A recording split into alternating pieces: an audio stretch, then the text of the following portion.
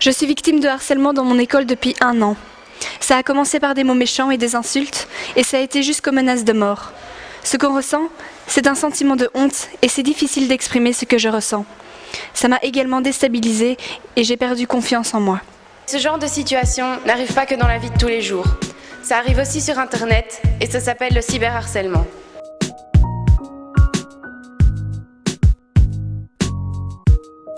Qu'est-ce que tu peux me dire du cyberharcèlement? Est-ce que tu sais ce que c'est? Non. C'est quand quelqu'un vous harcèle par Internet. Quelqu'un qui drague par Internet et qui abuse des gens. On leur dit stop, mais ils continuent quand même. C'est quand on oblige une personne à faire des trucs qu'elle n'a pas envie. Par exemple, ils vous envoient des messages insultants ou d'autres choses comme ça. Est-ce que ça t'arrive, par exemple sur MSN ou sur Facebook, de rajouter des gens que tu ne connais pas? Jamais. Ouais. Je vois pas l'intérêt de prendre des gens que tu connais pas. C'est comme ça qu'on fait connaissance. Et est-ce que tu as déjà fait face à ce genre de pratique? Pas spécialement victime, mais tu connais des gens qui l'ont déjà fait? Par exemple, il y avait un groupe, connaissez-vous la victime d'une certaine classe?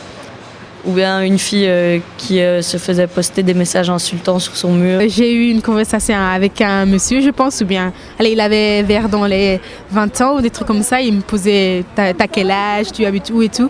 Et comme je voyais que c'était un peu suspect, je l'ai directement supprimé. Et souvent, je parle avec un homme de, je sais pas, 30 ans, alors qu'il me dit qu'il a 15 ans et tout. Mais allez, on ne sait pas le savoir. Hein. Je connais quelqu'un qui a été confronté à ce problème. Donc c'était un garçon qui était homosexuel.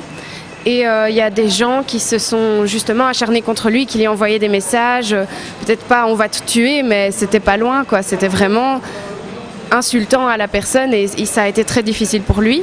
Qu'est-ce que tu ferais pour lutter contre ça? Déjà, j'arrêterai de parler à la personne. Je répondrai pas aux gens qui me parlent si je les connais pas. Quand je me rends compte qu'il y a quelque chose de bizarre, soit je le dis, soit je me dis bon, je vais attendre qu'il se passe quelque chose, s'il se passe rien, tant mieux.